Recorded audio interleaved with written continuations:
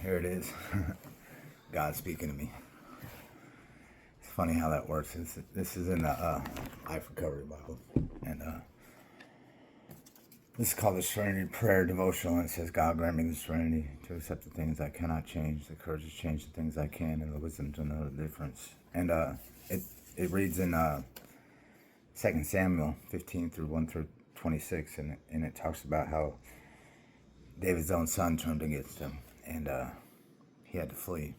And prayer and God opened up the Word of God to me, man. So I'm going to read this to you guys.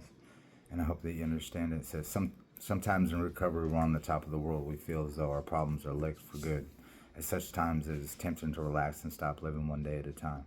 But then life surprises us with an unexpected problem. And so, just recently I had some unexpected problems. You know what I mean? Some things that, I wasn't ready for that,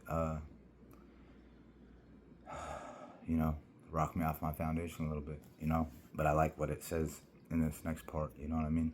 God's speaking to me, man. Love you.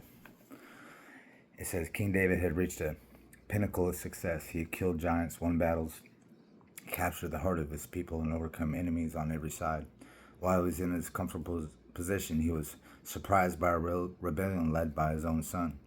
A messenger soon arrived in Jerusalem to tell David, all Israel has joined Absalom in conspiracy against you. Then we must flee at once or it will be too late. David urged his men, hurry, if we get out of the city before Absalom arrives, both we and the city of Jerusalem will be spared from disaster, if the Lord sees fit. David said, he will bring me back to see the ark and the tabernacle again, but if he is through with me, then let him do what seems best for him. King David wisely accepted the reality at hand and responded to the situations as it was, not as he wished it to be. It seemed that David was a little out of the habit of relying on God day by day, but he quickly placed his life back in God's hands. God did protect him and returned him to the throne in Jerusalem. When life hits us with unexpected threats, we too need to place our lives in God's hands, And so, we may get off track for a second, man, but if we have a true foundation of God, He's going to come to us and he's going to speak to us in a way that we understand, and he's going to draw near to us if we draw near to him. And if we're distant from him, it's not that he wants to be distant from us, it's that he allows us our process, you know what I mean? Because it's about a relationship with God. It's like a relationship with anybody, man.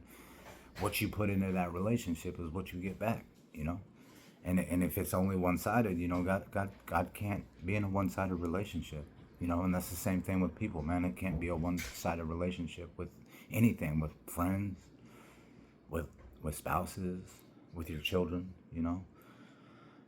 It's learning.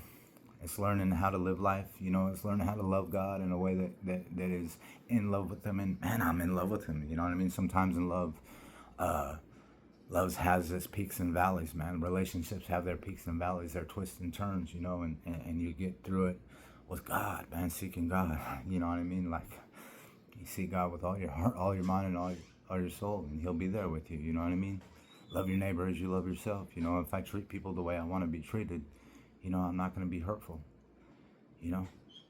People forget where they come from sometimes, and it's not intentional, man. It's just, it's defense mechanisms.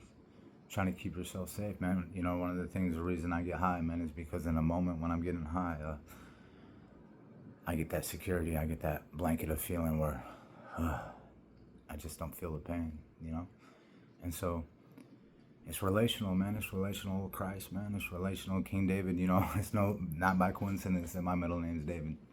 My mom blessed me with that name, and I wrote it in one of my songs, you know what I mean? And I'll share the line with you, It's a beautiful song, man.